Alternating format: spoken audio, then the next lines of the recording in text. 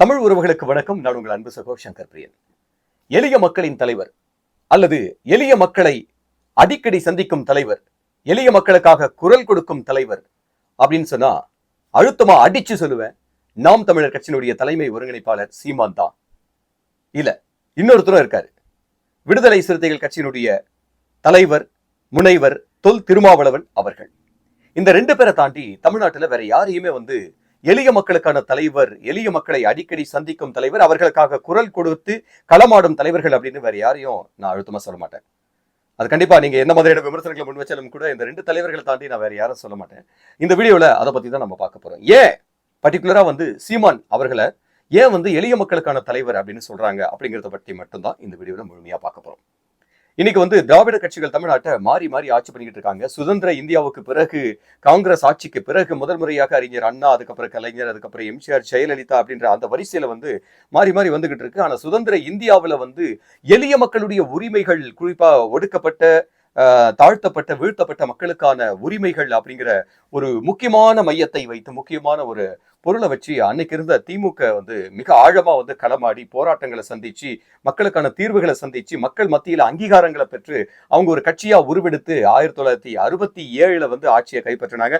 அந்த ஆட்சி மாதிரி தான் நானும் ஆட்சி செய்ய போறேன்னு தாவிக தலைவர் விஜய் அவர்களும் ஆசைப்பட்டு இருக்காரு. அது நடக்கமா நடக்காதா அப்படிங்கிறது அப்பாற்பட்ட விஷயமா நம்ம பார்த்துக்குவோம். சோ அப்படி எளிய மக்களுக்கான குரலா இருந்த ஒரு காலத்தில் திமுக இன்னைக்கு எப்படி இருக்கு அப்படின்னு கேட்டீங்கன்னா கண்டிப்பா கிடையாது அப்படின்னு தான் சொல்ல முடியும். திமுகவுடைய கிளையா பிரிஞ்சு அதிமுகவா ஆட்சி செஞ்சுட்டு இருந்த அவங்களும் பாத்தீங்கன்னா இன்னைக்கு எளிய மக்களுக்கான தலைவரா இருக்கிறாங்களா அப்படின்னு கேட்டீங்கன்னா அதுவும் இல்லை அப்படின்னு தான் சொல்ல முடியும்.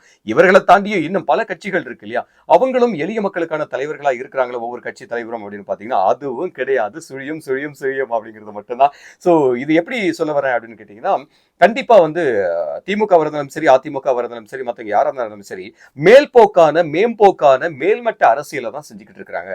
இப்ப ஃபார் எக்ஸாம்பிள் மக்களை காப்போம், தமிழகத்தை மீட்போம் அப்படின்னு சொல்லிட்டு தமிழ்நாடு முழுக்க சூறாவளி சுற்றுப்பயணம் மேற்கொண்டிருக்கக்கூடிய அதிமுகவினுடைய பொதுச் செயலாளர் எடப்பாடி பழனிசாமி அவர்கள், முன்னாள் முதலமைச்சரும் கூட, அவருடைய அந்த பிரச்சார பயணங்கள் எல்லாம் பாருங்க. எங்காவது ஒரு கிராமத்துக்குள்ள போறாரா, ஏதாவது ஒரு சந்து பொந்துக்குள்ள போறாரா, எங்காவது மலைவாழ் மக்கள் போய் சந்திக்கிறாரா, எங்காவது ஒரு குக்கிராமத்துக்கு போறாரா? கிடையவே கிடையாது. எது சௌகரியமா இருக்கு, எங்க மக்கள் இருக்காங்க, எங்க நகர மக்கள் இருக்காங்க, அந்த இடத்துல கிராமத்துல இருக்கவங்களா அவங்களெல்லாம் வண்டியில தூக்கி போட்டு வாங்க, அள்ளி போட்டு வாங்க, ரோட்ல நிப்பாட்டுங்க, பஸ் ஸ்டாண்ட்ல நிப்பாட்டுங்க, நான் வர்றேன், அண்ணன் தலைவர் சிங்கம் வரேன், களத்துல வரேன், அதனால அங்க நிப்பாட்டுங்க அப்படின்னு சொல்றதுதான் அந்த ஒரு அரசியலா இருக்கு. சோ இப்படிப்பட்ட தலைவர்கள் எப்படி எளிய மக்களுக்கான தலைவரா மாற முடியும் அப்படிங்கிறது இது மட்டுமா அப்படின்னு கேட்டீங்கன்னா கிடையாதுங்க. இன்னைக்கு முதல்வராக இருக்கக்கூடிய மு க ஸ்டாலின் உட்பட, முன்னாள் முதலமைச்சர் எடப்பாடி உட்பட, அதுக்கு முன்னாடி இருந்த தலைவர்கள் உட்பட, முதலமைச்சர்கள் உட்பட சொல்றேன் நான், எந்த கிராமத்திலேயாவது ஒரு பிரச்சனை, அந்த கிராமத்துடைய மக்களுக்காக அந்த களத்துல நான் போய் நிக்க போறேன் அப்படின்னு போயிருக்காங்களா? கிடையவே கிடையாது. இன்னைக்கு சமூக வலைத்தளங்கள்ல பெருசா ஏதாவது ஒரு இஷ்யூ ஆனா மட்டும்தான், ஒரு ஆணவ படுகொலை நடக்குது அல்லது ஒரு லாக்அப் டெத் நடக்குது அப்படின்னா மட்டும்தான், அதுக்காக நம்ம போய் சந்திக்கலன்னா, அவங்கள போய் பாதிக்கப்படும் போய் சந்திக்கலன்னா அரசியல்ல நம்ம விமர்சனத்துக்குள்ளாக்கப்படுவோம். இந்த சமூக வலைத்தளவாசிகள் இருக்காங்களா, ஐயோ இன்னைக்கு காலகட்டத்தில் டெக்னாலஜி டெவலப் ஆனதும் ஆச்சு, அவங்க கிட்ட இருந்து தப்பிக்க முடியலப்பா அப்படின்னு சொல்லக்கூடிய அந்த தலைவர்கள் இந்த ஒரு சம்பிரதாயத்துக்காக மட்டும்தான் அந்த பர்டிகுலர் இஷ்யூ சம்பந்தமா அந்த வீடுகளுக்கு அவங்களுக்காக போய் நின்றுட்டு வராங்களே தவிர பொதுவான களங்கள் ஆடுவது கிடையாது. சரி, ஓகே, ஆளும் கட்சியா இருக்கக்கூடிய யாரா இருந்தாலுமே அவங்களுக்கு டைம் இருக்காதப்போ, கவர்மெண்ட் ஈவெண்ட்ஸே நிறைய இருக்கும், அலுவல் பணிகள் நிறைய இருக்கும் அப்படின்னு சொன்னாலுமே கூட, அப்ப எதிர்கட்சியா இருக்கிறவங்களுக்கு வேற வேலை என்ன வேலை இருக்கு? எதிர்கட்சி, ஆகச்சிறந்த எதிர்கட்சி மாறி மாறி இருக்காங்க, அந்த எதிர்கட்சி அந்த 5 வருஷம் அவங்களுக்கு என்ன வேலை? அப்ப அவங்க ஏன் எளிய மக்களுக்கான ஒரு குரலா இருக்க மாட்டேன்றாங்க? அந்த எளிய மக்களுக்கு ஒரு பிரச்சனைனா அந்த களத்துக்கு, அந்த பர்டிகுலர் குக்கிராமத்துக்கோ மலை கிராமத்துக்கோ ஒடுக்கப்பட்ட தெருக்களுக்குள்ளவோ ஏன் போறது கிடையாது? அங்க போய் நின்று அங்க போராட்டம் நடத்துறது கிடையாது அப்படிங்கிறது கண்டிப்பா விமர்சனத்துக்குள்ளாக வச்சு, இவர்களுக்கு மத்தியில சீமான் அவர்களை ஏன் சொல்லக்கூடாது எளிய மக்களுக்கான தலைவர் அப்படின்னு? கரெக்டா இல்லைங்களா? ஸோ இன்னைக்கு டிசைனா டேக்லைன் வச்சு 2026 தேர்தலை சந்திக்கணும் அப்படின்றதுல இருக்காங்க. ஆளும் கட்சியான திமுக ஓரணியில் தமிழ்நாடு அப்படின்னு எல்லாரையும் பிடிச்சி உள்ள போடு, நம்ம தான் மறுபடியும் ஆட்சி அப்படின்னு சொல்றாங்க. ஸோ ஏற்கனவே சொன்ன மாதிரி அதிமுக மக்களை காப்போம், தமிழகத்தை மீட்போம் அப்படிங்கிற ஒரு டேக்லைனை வச்சு டிராவல் பண்ணிட்டு இருக்காங்க. புதுசா வந்திருக்கக்கூடிய தாவிக தலைவர் விஜய் அவர்கள் மக்கள் விரும்பும் முதல்வர் விஜய், உங்கள் விஜய் அப்படின்னு சொல்லிட்டு அவர் ஒரு டேக்லைன் வச்சிருக்காரு. ஸோ இந்த மாதிரி கட்சிகள் நிறைய இருக்காங்க. இப்போ தேமுதிக கூட ஒன்று அழகா சொல்லிட்டு இருக்காங்க, இல்லம் தேடி உள்ளம் நாடி அப்படின்னு சொல்லிட்டு. சோ எல்லாரும் வச்சுட்டாங்க, நாமளும் ஒரு டேக் லைன் வைக்கணும்ப்பா, டேக் லைன் வைங்க, ஒண்ணு பிடிச்சி அப்படி போய்கிட்டே இருப்போம் அப்படின்ற ஒரு டிஃபால்ட்டான, மேல்போக்கான, மேம்போக்கான ஒரு அரசியல் ஃபார்முலாவை தான் வந்து எல்லா கட்சிகளும் ஃபாலோ பண்ணிட்டு இருக்கிற சமயத்துல தான் ரகரகமா டிசைனா இன்னைக்கு வந்து போராட்டங்களை முன்னெடுத்துட்டு இருக்காரு நாம் தமிழர் கட்சியினுடைய தலைமை ஒருங்கிணைப்பாளர் சீமான் அவர்கள். அது அவரை எதிர்க்கக்கூடிய அந்த தமிழ் தேசிய கொள்கையை எதிர்க்கக்கூடிய அவர்கள் எல்லோருக்குமே வந்து இது அத்தனையும் வந்து ஒரு கேளிக்கை பொருளா தான் இருக்கும், விமர்சனத்துக்குள்ளான ஒரு விஷயமா தான் இருக்கும். ஆனா நான் அப்படி பார்க்கவே கிடையாது. ஏற்கனவே முன்னாடி ஒரு வீடியோ போட்டிருந்தேன், Seeman is right or wrong in Tamil Nadu politics அப்படின்னு சொல்லி போட்டிருந்தேன். அந்த வீடியோ பார்க்கலன்னா நம்மளோட சேனல்ல முன்னாடி போட்டிருக்கேன், அந்த வீடியோ போயிட்டு பாருங்க. அதுல நிறைய கருத்துக்கள் வந்து சொல்லியிருந்தேன், ஏன் வந்து சீமான் ரைட்டா ராங்கா அப்படிங்கறத பத்தி. சோ அந்த மாதிரி வந்து சீமான் அவர்களை வந்து இன்னைக்கு வந்து நம்ம எளிய மக்களுக்கான தலைவரை நம்ம பார்க்கறதுக்கான மிக முக்கியமான காரணம் இதுதான். ஸோ இவங்க எல்லாருமே வந்து மேம்போக்கான அரசியலை தான் இருந்துகிட்டு இருக்கிறாங்க. ஸோ அந்த மாதிரி அரசியல் இல்லாம அந்த டிசைனான அந்த போராட்டங்கள் நீங்க விமர்சனத்துக்குள்ளாக வைக்கிறீங்கல்ல, அந்த போராட்டங்கள் பாருங்க, பனைமரத்தை ஏறி அந்த பனை மர தொழிலாளர்கள் இருக்காங்க பாத்தீங்களா, அவங்கள டச் பண்றாரு. அண்ட் அதே போல இப்ப என்ன பண்ணாரு, மாடு மேய்க்கிறதுக்கு ஏன் தடை, காடுகள்ல மாடு மேயாம வேற எங்க போய் மேயும், உன் வீட்டுல மேயும் அப்படின்னு சொல்லிட்டு அந்த மாடுகளுக்கான ஒரு மாநாட்டை நடத்தி அந்த மாடுகளையே வந்து கூட்டிட்டு போயிட்டு வா நம்ம போராடலாம், வா நமக்கான மேய்ச்சலுக்கு நாம தான் போராடணும் அப்படின்னு அந்த மாடுகளை ஒரு நாள் மேய்ப்பரா வந்து அந்த மாடுகளை அழைச்சிக்கிட்டு காடுகை முற்றுகை போராட்டம், காடுகள் முற்றுகை போராட்டம் அப்படின்னு சொல்லிட்டு அந்த ஒரு போராட்டத்தை அண்மையில முன்னெடுத்தாரு. இப்ப என்ன பிரஸ் மீட் கொடுத்திருக்கிறாரு அப்படின்னா, நெசவாள தொழிலாளர்களுடைய வாழ்வாதாரத்துக்காக அடுத்த போராட்டம் நான் களம் காண போறேன் அப்படின்னு சொல்லிட்டு. இந்த இடத்துல ரெண்டு விஷயம் நான் பிரிச்சு பார்க்கிறேன் சீமான் அவர்களை பத்தி. சீமான் அவர்கள் வந்து எவ்வளோ அழகா அந்த எளிய மக்கள் யார் யாரெல்லாம் உள்ளுக்குள்ள போய் மொத்த பேருக்குமான ஒரு குரலா இன்னைக்கு நின்றுட்டு இருக்கிறத நம்ம கண் கூட நம்ம பார்த்துக்கிட்டு இருக்கோம். அதை ஏத்துக்கிட்டு தான் ஆகணும் அப்படின்னு சொல்றேன் நான். சோ இதுதான் அந்த எளிய மக்கள். இது வரைக்கும் நம்ம வந்து அந்த மாடு மேய்க்கும் எளிய மக்களுக்காக எந்த தலைவராவது எந்த கட்சியாவது முன்னின்று இருக்குதா?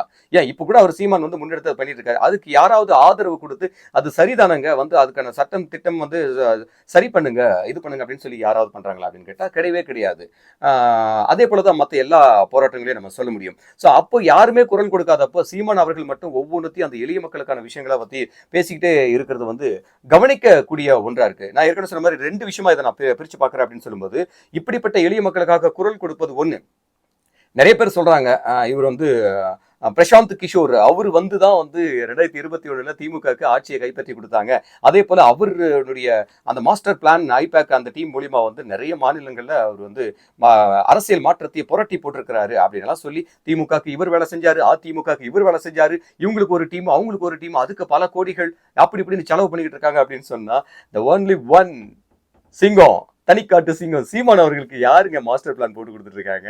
யாருங்க வந்து எத்தனை கோடிங்க வந்து 300 கோடி 400 கோடி கொடுத்து எந்த பிரசாந்த் கிஷோர் வந்து பின்னால இருக்கிறாரு? யார் இருக்காங்க? ஒருத்தரும் கிடையாது.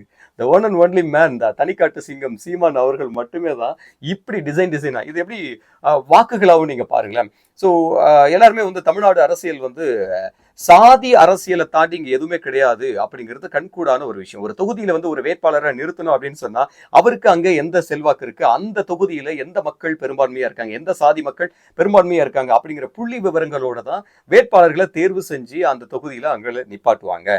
அப்படி சாதி அரசியலா எல்லா கட்சிகளும் பார்த்துட்டு இருக்கிற சமயத்துல நீங்க மேல்மட்ட சாதி எஸ்சி எம்பிசி பிசி ஓசி அப்படின்னு இன்னைக்கு வந்து வட இந்தியர் அப்படின்னு அங்க பார்த்து அங்க ஒரு வட இந்தியரை நிப்பாட்டுறாங்க, அது திமுகவில் இருந்தாலும் கூட சரி. ஸோ அப்படி இருக்கும்போது ஆனா சீமான் வந்து எந்த பிரசாந்த் கிஷோருமே இல்லாம எந்த ஐபேக்கும் பின்னால எதுவுமே இல்லாம இன்டெப்தா உள்ள போறாருங்க. ரொம்ப ரொம்ப உள்ள போயிட்டு அந்த அரசியலை முன்னெடுக்கிற இந்த மாஸ்டர் பிளான்லாம் வேற லெவல்.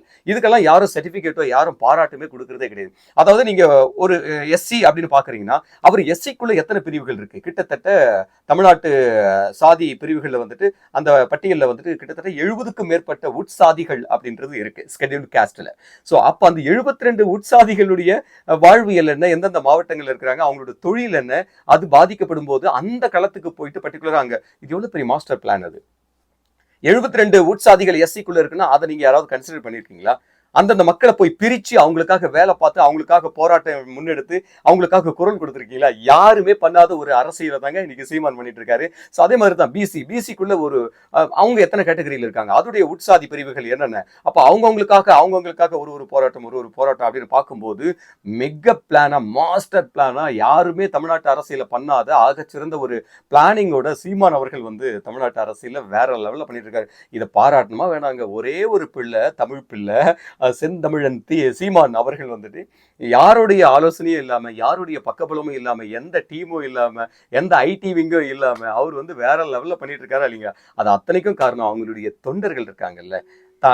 நாம் தமிழர் அப்படின்னு சொன்ன உடனே நாடி நரம்பெல்லாம் புடைச்சி இருக்கக்கூடிய அந்த தமிழுக்கான, தமிழ் மொழிக்கான, தமிழர்களுக்கான, தமிழ்நாட்டுக்கான ஆதரவு கொடுக்கக்கூடிய தொண்டர்கள் இருக்கிற வரைக்கும் சீமான் வந்து சிந்திச்சுக்கிட்டே இருப்பாரு, அதை பேசிக்கிட்டே இருப்பாரு, அதை பேசுறது மட்டும் இல்லாம செயல்படுத்திக்கிட்டே இருப்பாரு அப்படிங்கிறது வந்து நிரூபணம் ஆகிக்கிட்டு இருக்கு. சோ இந்த இடத்துல எல்லா தலைவர்களும் வந்து ஓரம்போ ஓரம்போ ருக்குமணி வண்டி வருது வாங்கடா வந்தனம் பண்ணுங்கடா அப்படின்னு சொல்லிட்டு இந்த மாஸ்டர் தனிக்காட்டு சிங்கம் சீமான் அவர்களுக்கு சல்யூட் போடுறதை தவிர வேற ஒண்ணுமே சொல்ல முடியாது. நீங்க ஏத்துக்கிட்டாலும் சரி ஏத்துக்கலனாலும் சரி அவர் தனிக்காட்டு சிங்கம் தான். இந்த ஒரு விஷயத்துக்கே நீங்க சொல்லுங்களேன், உட்பிரிவு சாதிகளுக்காகவும் குரல் கொடுத்து அந்த இன்டெப்தான ஆழமான அரசியல் பிரச்சாரம், அது தேர்தலுக்காகவே கொடுத்தா இருக்கட்டுமே, வாக்குகள் பெறணுன்றதுக்காகவே கொடுத்தா இருக்கட்டுமே, நீங்க யாராவது பண்ணிருக்கீங்களா? ஒவ்வொரு குக்கிராமத்துக்கும் போயிருக்கீங்களா? அவங்களுக்காக போராடி இருக்கீங்களா? வாக்குகள் பெற முடிஞ்சிருக்கா அவங்களால? கிடையவே கிடையாது. மேல ஒருத்தர் இருப்பாரு, ஏப்பா தொகுதி யாருப்பாது, ஏப்பா அந்த வட்டம் யாருப்பாது, நீ அப்பா உனக்கு இத்தனை சீப்பா, நீ பாத்துக்கப்பா கொஞ்சம் அந்த குக்கிராமம் அந்த பொடிசுங்கெல்லாம் இருக்கு, சும்மா கத்திக்கிட்டு இருக்கு, அதெல்லாம் கண்டுக்காத, காசு கொடுத்து முடிச்சிரு, இதை கொடுத்து முடிச்சிரு, அதை கொடுத்து முடிச்சிரு அப்படிங்கிறது தான் தமிழ்நாட்டுடைய அரசியல். மேல்மட்ட அரசியல் இருக்கு. அது எந்த கட்சியை ஆளுகின்ற, ஆட்சி செய்த அந்த கட்சிகளுடைய அரசியல் ஃபார்முலாவெல்லாம் அப்படித்தானே இருக்கு. பட் இதுக்கு நடுவுல தான் தமிழ்நாட்டுல 2 தலைவர்கள் மட்டும்தான் அப்படின்னு நான் ஏற்கனவே சொல்லியிருந்தேன். ஒன்னு சீமான் அவர்கள், இன்னொன்னு வந்து விடுதலை சிறுத்தைகள் கட்சியினுடைய தலைவர் முனைவர் தொல் திருமாவளவன் அவர்கள். அவரை பத்தி இந்த வீடியோல நான் சொல்லல, அவரை பத்தி தனியா ஸ்பெஷலா எக்ஸ்க்ளூசிவா ஒரு எனக்கு தெரிஞ்ச விஷயங்களை இன்னொரு வீடியோல நான் ஷேர் பண்றேன். சோ இதுல வந்து சீமான் பத்தி நான் சொல்லியிருக்கேன், 2 விஷயம் சொல்லியிருக்கிறேன். எளிய மக்களுக்கான தலைவர் சீமான் அப்படிங்கிறதையும், பயங்கரமான மாஸ்டர் பிளான் தனிக்காட்டு சிங்கம், அரசியல்ல மிக ஆழம் பார்க்கக்கூடிய ஒரு தலைவர், பிரிச்சுமை கிடையாது, யாருமே கிடையாது, எந்த ஐடியாவும் கிடையாது, ஆனா பயங்கரமா பிளான் பண்ணி இன்னைக்கு நொறுக்கிக்கிட்டு இருக்காரு, வாக்கு வங்கி ஏத்திக்கிட்டே இருக்கிறாரு.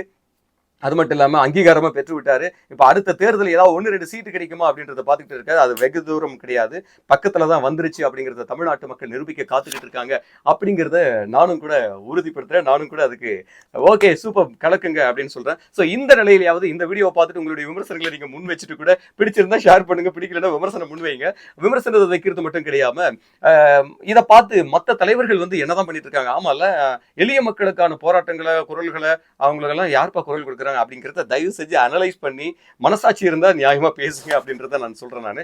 சோ இதன் மூலமா வச்சு மற்ற தலைவர்களும், ஆளுகின்ற, ஆட்சி செய்த இந்த தலைவர்கள் உட்பட, இந்த கட்சிகள் உட்பட எளிய மக்களுக்காக அவங்களோட வீடு தேடி, அவங்களுடைய காடு தேடி நம்ம வைப்போம் அப்படிங்கிறது தான் என்னுடைய நோக்கம். அதனால தான் இந்த வீடியோவில் எளிய மக்களுக்கான ஒரு தலைவரா சீமான் அவர்களை முன்னிறுத்தி நான் சொல்லியிருக்கிறேன். இதை பார்த்தாவது மற்றவங்களுக்கு ஒரு ரோஷம் வரும், இல்லப்பா அரசியல் நிலைப்பாடு மாறி போச்சுப்பா, இன்னைக்கு விட மாட்டாங்கப்பா, நம்ம போயே ஆகணும்ப்பா, அது காடா இருக்கட்டும், மேடா இருக்கட்டும், ரோடா இருக்கட்டும், ரோடு இல்லாம இருக்கட்டும், அந்த எல்லா இடத்துக்கும் நம்ம போவோம்பா, அப்போ மட்டும் தான் மக்கள் நம்மளை ஏத்துக்குவாங்க, நமக்கு வந்து வாக்குகள் செலுத்துவாங்க, நம்ம வந்து வெற்றி அடைய முடியும் அப்படிங்கிற ஃபார்முலாவை இனிமேவாச்சும் உருவாக்கணும். இந்த அட்டென்ஷன் வந்து பப்ளிக்கை நம்ம வந்து கிரியேட் பண்ணணும் அப்படிங்கிறதுக்காக தான் இந்த இடத்துல எளிய மக்களுக்கான தலைவர் சீமானை தூக்கி வச்சு மற்றவங்களை எல்லாம் கீழே வச்சு போட்டு அடிச்சு நிறைவேறுகிறேன். ஸோ பிடிச்சிருந்தா ஷேர் பண்ணுங்க, பிடிக்கலன்னா விமர்சனம் பண்ணுங்க. தேங்க்யூ ஸோ மச் ஃபார் வாட்சிங்.